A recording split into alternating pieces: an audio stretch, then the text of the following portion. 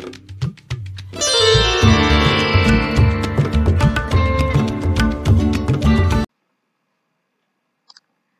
నమో భగవతే వాసుదేవాయ నమః. అందరికీ నమస్కారం. ఈరోజు మనం వినబోయేది మహాత్ములచే చెప్పబడిన ఒక పవిత్రమైన వ్రత కథ. ఇది అనంత వ్రత కథ. ఈ వ్రతం వల్ల కలిగే ఫలితాలు, దాని మహిమలు, పూర్వకాలంలో దానిని ఆచరించిన మహానుభావుల కథ, ఇవన్నీ ఇప్పుడు మనం తెలుసుకుందాం. సూత మహర్షి శౌనకాది మహర్షులకు ఇలా చెప్పారు: ఓ ముని శ్రేష్ఠులారా, మానవుడి జీవితంలో దారిద్ర్యం ఎంతటి కష్టమో మనకు తెలిసిందే. అలాంటి దారిద్ర్యాన్ని దూరం చేసే ఒక గొప్ప వ్రతం ఉంది. అదే అనంత వ్రతం. దాని మహిమ ఇప్పుడు మీకు చెబుతాను. పూర్వం ధర్మరాజు పాండవులతో కలిసి అరణ్యంలో నివసిస్తున్నప్పుడు ఎన్నో కష్టాలు అనుభవిస్తూ శ్రీకృష్ణుణ్ణి ఆశ్రయించాడు. ఆయన ప్రార్థించాడు: ఓ కృష్ణ, మేము ఎన్నో కష్టాల్లో ఉన్నాం. ఈ కష్టాల నుంచి బయటపడే మార్గాన్ని మాకు చూపు తండ్రి అని. అప్పుడు శ్రీకృష్ణుడు ఇలా అన్నాడు: ధర్మరాజా, పాపాలను తొలగించి సకల సుఖాలు, ఐశ్వర్యం, పుత్ర పౌత్రాది లాభాలు కలిగించే వ్రతం ఒకటి ఉంది. అదే అనంత వ్రతం. ఈ వ్రతం భాద్రపద శుక్లపక్ష చతుర్దశి నాడు ఆచరించాలి. ధర్మరాజు ఆతృతతో అడిగాడు: ఆ అనంతుడు ఎవరు? ఆదిశేషుడా, బ్రహ్మదేవుడా, లేక మరెవరు? అప్పుడు శ్రీకృష్ణుడు సమాధానం ఇచ్చాడు: అనంతుడు నేనే. నేనే కాలస్వరూపుడిని, సృష్టి స్థితి లయ కర్తను. విష్ణువును నేనే, హరిని నేనే, హర బ్రహ్మల రూపమునై ఉన్నాను. నన్నే కృష్ణుడని, నన్నే అనంత పద్మనాభుడని భావించు అన్నాడు. సుమంతుడు శీలా కౌండిన్యుల కథ. పూర్వకాలంలో ఒక సుమంతుడు అనే బ్రాహ్మణుడు ఉండేవాడు. అతని భార్య దీక్షాదేవి. ఆమెకు శీల అనే కుమార్తె పుట్టింది. దీక్షాదేవి చనిపోయాక సుమంతుడు కర్కశాని మరో భార్యను చేసుకున్నాడు. ఆమె కఠిన స్వభావం కలిగినది. శీల చాలా భక్తిపరురాలు. ఇల్లు అలంకరిస్తూ, దేవతా చిహ్నాలు గీస్తూ, పుణ్యకార్యాలలో పాల్గొంటూ ఉండేది. ఆమె పెళ్ళిడుకు వచ్చినప్పుడు మహర్షి కౌండిన్యుడు వచ్చి వివాహం చేసుకున్నాడు. పెళ్లి సమయంలో సుమంతుడు పెద్దగా ఏమి ఇవ్వలేక కేవలం సత్తుపిండి బహుమతిగా ఇచ్చాడు. వివాహానంతరం కౌండిన్యుడు శీలతో కలిసి ప్రయాణిస్తుండగా ఓ రోజు అనంత చతుర్దశి కావడంతో ఆ ప్రాంతంలో అనేక స్త్రీలు భక్తిభరితంగా అనంత వ్రతాన్ని ఆచరిస్తున్నారు.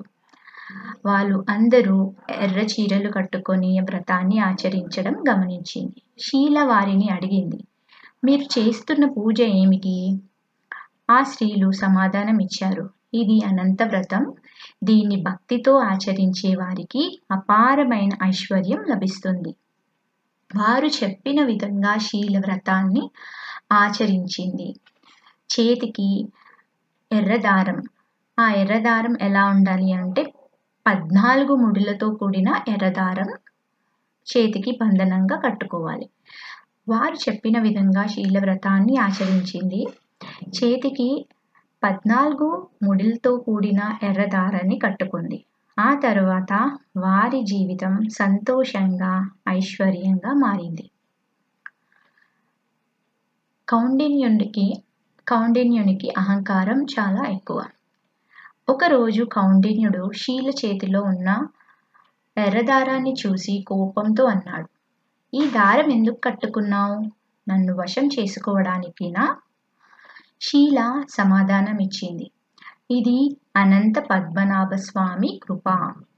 ఆయన వలన మనకు ఈ ఐశ్వర్యం లభించింది. కానీ అహంకారంతో కూడిన కౌండిన్యుడు ఆ దారాన్ని తెంచి అగ్నిలో వేశాడు. ఆ తరువాత వారి ఇంట్లో దారిద్ర్యం ఆవరించింది. పశువులు చనిపోయాయి. ఇల్లు కాలిపోయింది, సంపద అంతా నశించింది. ఆందోళనలో కౌండిన్యుడు వనంలో తిరుగుతుండగా అందరినీ అడగసాగాడు, మీరు అనంత పద్మనాభ స్వామిని చూశారా అని. అడవిలోకి వచ్చిన వారందరితో మీరు అనంత పద్మనాభ స్వామిని చూశారా అని అడగడం మొదలెట్టాడు. ఒకానొక రోజు వృద్ధ బ్రాహ్మణుడి రూపంలో అనంత పద్మనాభ స్వామి ప్రత్యక్షమయ్యాడు. ఆయన అన్నాడు, ఓ కౌండిన్య, నీవు అహంకారంతో చేసిన తప్పు వల్ల దారిద్ర్యం పొందావు. కానీ ఇకనైనా పశ్చాత్తాపడి 14 సంవత్సరాలు భక్తితో అనంత వ్రతం ఆచరిస్తే నీవు ఐశ్వర్యంతో పాటు అనంత లోకాన్ని పొందుతావు.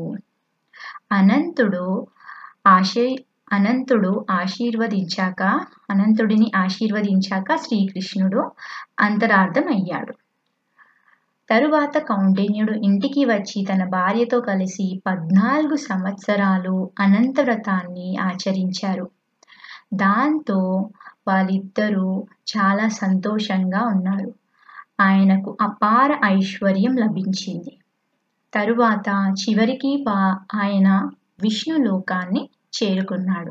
కృష్ణుడిలా చెప్పాడు, ఓ ధర్మరాజా, కౌండిన్యుడు మాత్రమే కాదు, సగరుడు, దిలీపుడు, భరతుడు, హరిశ్చంద్రుడు, జనకుడు, ఈ మహారాజులు కూడా అనంత వ్రతం ఆచరించి అష్ట సంపదలను, ఐశ్వర్యాన్ని, సుఖ సంపదలను పొందారు. ఎవరు ఈ వ్రత కథను భక్తితో వింటారో వారు కూడా ఐశ్వర్యం పొందుతారు. ఇలా అనంత వ్రత కథ మనకు ఒక గొప్ప సత్యాన్ని తెలియజేస్తుంది. భక్తితో ఆచరించే వ్రతం ఎంతటి ఫలితాలను ఇస్తుందో, అహంకారం వల్ల ఆ ఫలితాలు ఎలా నశిస్తాయో మనం గ్రహించాలి. ఇది శ్రీ అనంత పద్మనాభ స్వామి వ్రత కథ సంపూర్ణం. మీకు కనుక ఈ వీడియో నచ్చినట్టయితే మీ ఫ్రెండ్స్కి షేర్ చేయండి, లైక్ చేయండి అండ్ సబ్స్క్రైబ్ చేసుకోవడం మర్చిపోకండి. Thank you.